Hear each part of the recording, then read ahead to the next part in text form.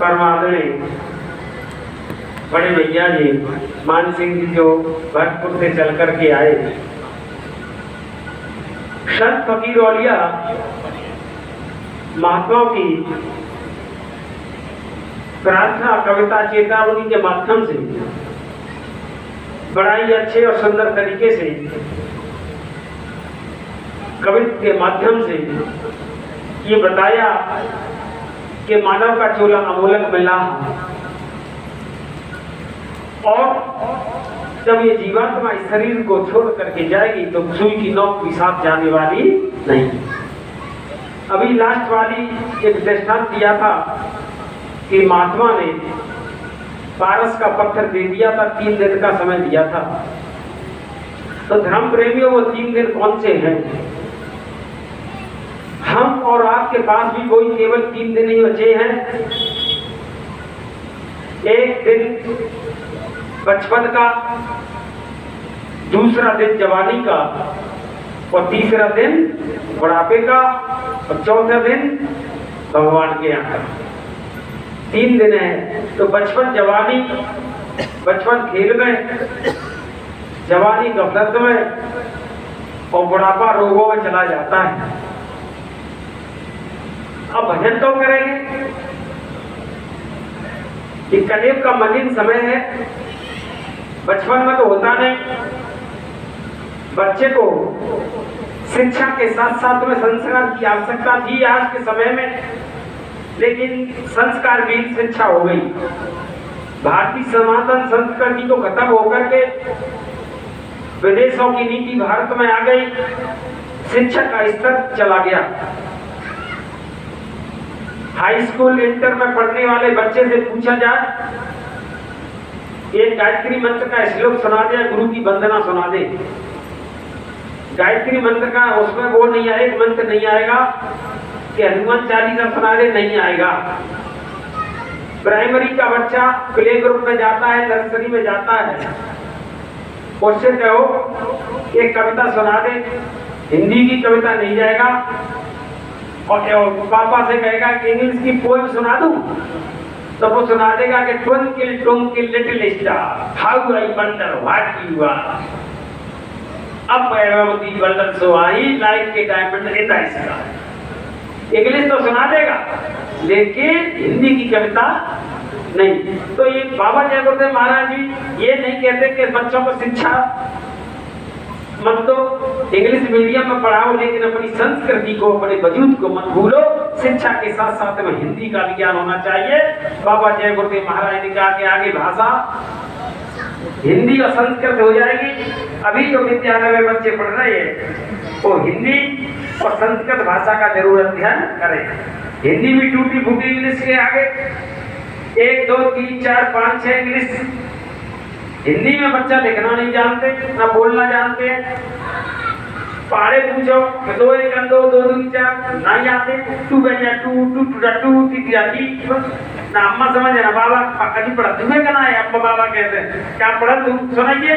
3 बजा 3 3 2 6 3 3 9 तो क्या ठीक का था सुन पाएगा, सुनाना ढंगते कैसे सुनाना था बाबा। 3 1 3 3 2 6।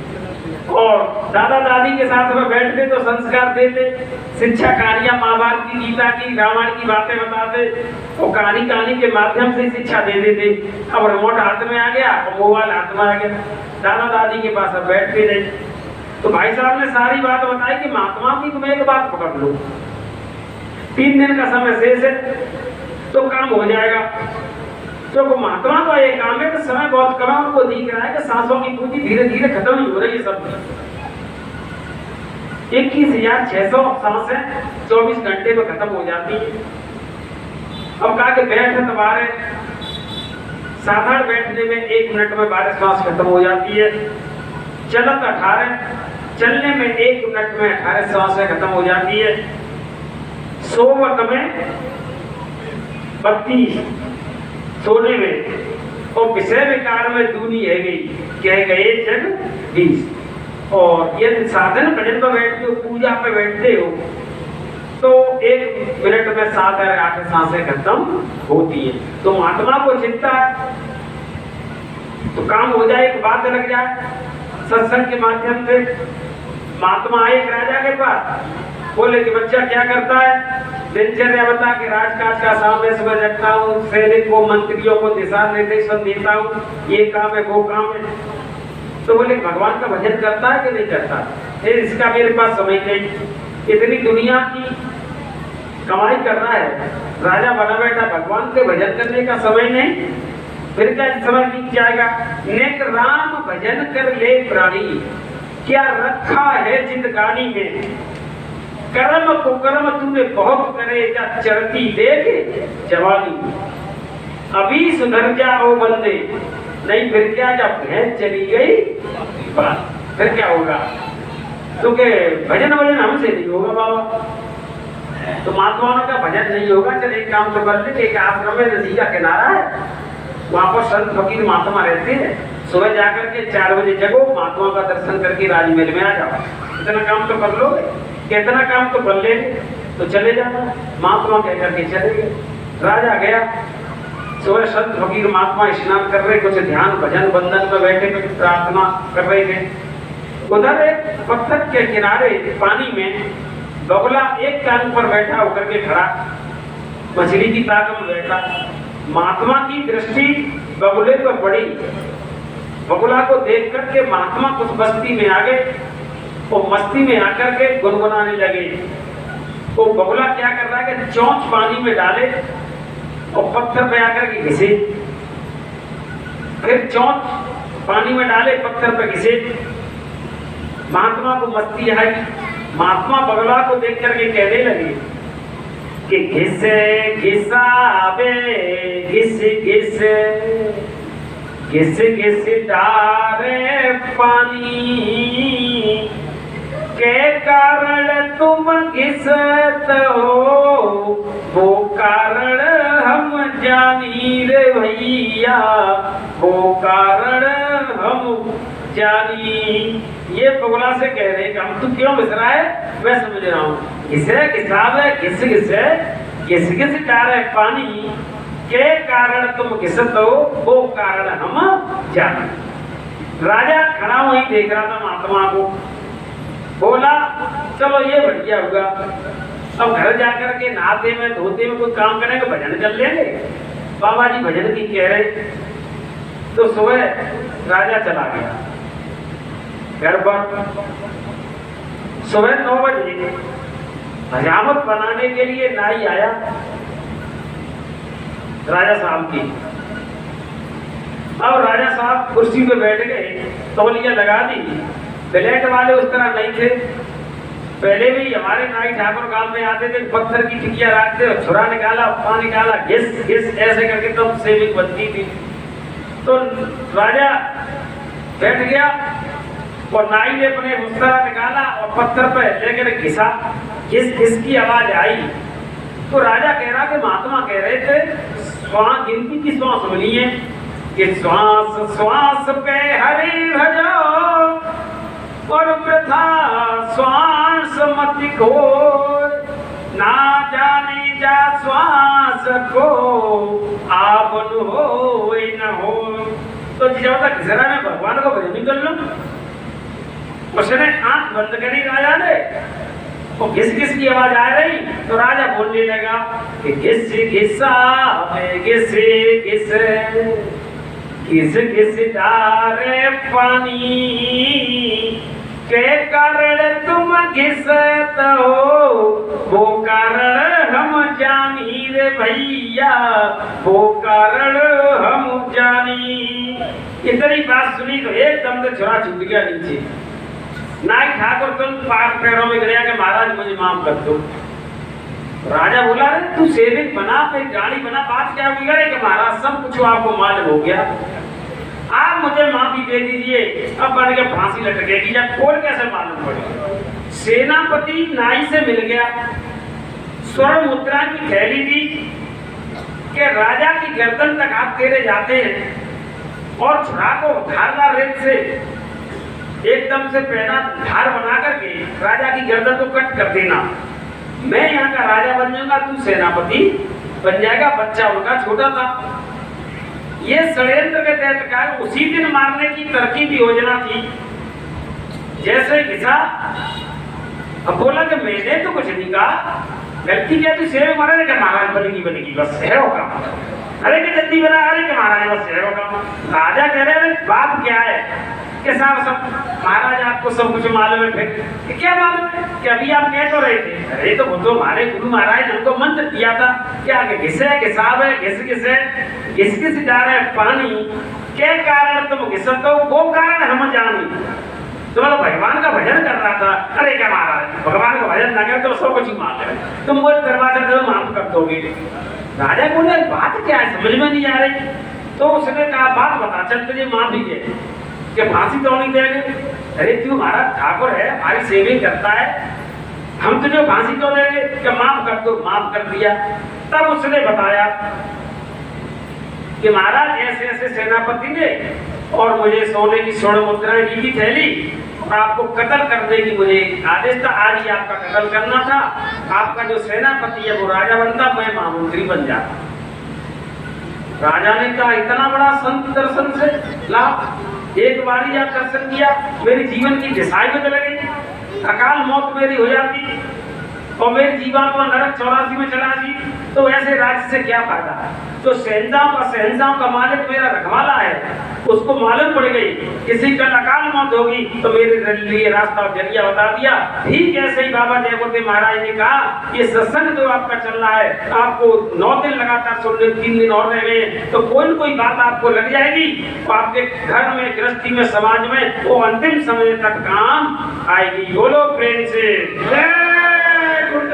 बहुत बड़े भाग्य से कार्यक्रम होता है। ये जो कार्यक्रम हो रहा है ये सभी सत्संगी प्रेमियों के सहयोग से हो रहा है। ये किसी व्यक्ति विशेष का कार्यक्रम नहीं है और ना किसी में हैसियत और औकात है कि जो ऐसे सत्संग आयोजन करा ले। पैसा तो आदमी पर बहुत होगा, लाख होगा, करोड़ होगा, लेकिन जिसमें मालिक की दया होगी, जो छोटे छोटे स्तर के लोग हैं वो छोटी मोटी सेवा करके वो ऐसा आयोजन करा देती है। हमारी एक कुंडल से बहन जी आई हुए है और वो भी कई 6 महीने हो गए कार्यक्रम की, लेकिन मालिक की मौज नहीं हुई। अभी उन्होंने मालिक से अरदास की, प्रार्थना की, आ जाओ बहन जी। अब मालिक से अभी अरदास की थी कि मालिक मेरे यहाँ कब होगा, रो रही थी मालिक के दरबार में कि फागुन से लेकर के अब तक मैं कहती हूँ सत्संग नहीं हो पा रहा है, लेकिन अभी हजूर की दया हो गई। 20 नवंबर को कुंडोल में इन बहन जी के सत्संग कार्यक्रम होगा। 20 नवंबर को देवघाट के बाद में मौसम भी सही हो जाएगा और इन बहन जी के यहाँ कुंडोल की है, सोनू टाइगर है, उनकी बहन जी है। 20 नवंबर का ध्यान रखना, आगे इनके यहाँ कार्यक्रम होगा, समय जैसा मिले तो पहुंचे। और अब 2 दिन है, कल और परसों का। कल आपके क्षेत्र के प्रसिद्ध सिद्ध बाबा मंदिर पर जो पूजनीय वंदनीय है और सबकी मनोकामना पूरी करते हैं, क्षेत्र के अंदर कोई संकट आ जाए सिद्ध बाबा क्षण में उनको दूर कर देते हैं। उन्हीं सिद्ध बाबा की प्रेरणा हुई तो हमारे रैली के अंदर ये छोटे छोटे बच्चे रैली के अंदर जाते हैं, 60-70 बच्चे। तो कल 9 बजे, आज से 9 बजे तक भजन होगा और 9 बजे रैली जाएगी सिद्ध बाबा के मंदिर पर और सिद्ध बाबा से होती हुई यहाँ पर आ जाएगी। माता बहन, बड़े बूढ़े बुजुर्ग जो शाकाहारी रैली में सिद्ध बाबा मंदिर तक चलना चाहते हैं वो सुबह 9 बजे आ जाए और रैली वहाँ पर होगी। रैली के बाद में आपको यहीं पर नाश्ता का भी प्रबंध है, नाश्ता भी आप सबको मिल जाएगा। ये सहयोग कर दो क्योंकि इतिहास बदलने जा रहा है, आपका भी इतिहास में नाम हो जाएगा। बंदर भालू का इतिहास बना था, बड़े बड़े धनीवानी शेख साहूकारों का इतिहास में नाम नहीं बना, ग्वाल वालों का नाम हुआ था, इतिहास में नाम लिख दिया। ऐसे ही बाबा जयगुरुदेव महाराज ने कहा कि परिवर्तन की मेला है, परिवर्तन की मेला में जो छोटे स्तर के लोग हैं जो 2 वक्त की रोटी के लिए मेहनत मशक्कत मजदूरी का काम करते हैं, उसी में से बचा करके 2 रुपए 10 रुपए की सेवा कर देते हैं, तो उनकी बहुत बड़ी सेवा है। छोटे स्तर से काम हो जाएगा। पानी में नहाते हैं, पानी में जो नहाते हैं वो लिबास बदल देते हैं और गुरु आज्ञा पर जो कुर्बान हो जाते हैं वो इतिहास बदल देते हैं। बोलो प्रेम से। कल के लिए तैयारी, कल संडे छुट्टी भी है और सभी बच्चे बच्चियां इस कार्यक्रम में कल आ जाएं। सिद्ध बाबा के मंदिर पर। हमारे प्रेमी बाहर से आए हुए हैं तो ये भी सिद्ध बाबा का दर्शन दीदार कर लेंगे। इस क्षेत्र के प्राचीन मंदिर है और नदी के किनारे पर बसा हुआ मंदिर है, बड़ा प्राचीन मंदिर है। जय गुरुदेव। बाबा जी का कहना साफ, कुदरत नहीं करेगी मां, मत खाना पीना मदिरा मांस, जब तक रहे आखिरी सांस, मत खाना पीना मदिरा मांस, जब तक रहे आखिरी सांस, बाबा जी तो बचा रहे, शाकाहारी बना रहे। जय गुरुदेव, जय गुरुदेव, जय गुरुदेव। नाम किसका? प्रभु का, प्रभु का पावन नाम। जय गुरुदेव, प्रेम से बोलो जय गुरुदेव। चलो खड़े हो जाओ आप। निकला रे घंटा शंख मृदंग सारंगी बंसी वीण सुना रे। जय गुरुदेव आरती करती गावत जय जयकार विनय करूं ऐसो कर दो सदा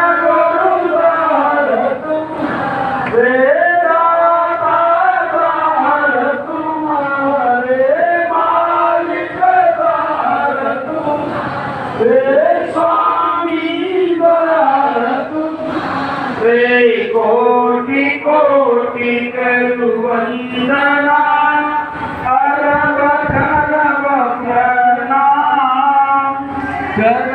कमल विसरू नहीं स्वामी जय गुरुदेव नाम। चरण कमल विसरू नहीं स्वामी जय गुरुदेव नाम। जय गुरुदेव। अपने अपने स्थान से ही मालिक के चरणों में अपने अपने गुनाहों की माफी मांगे। जय गुरुदेव।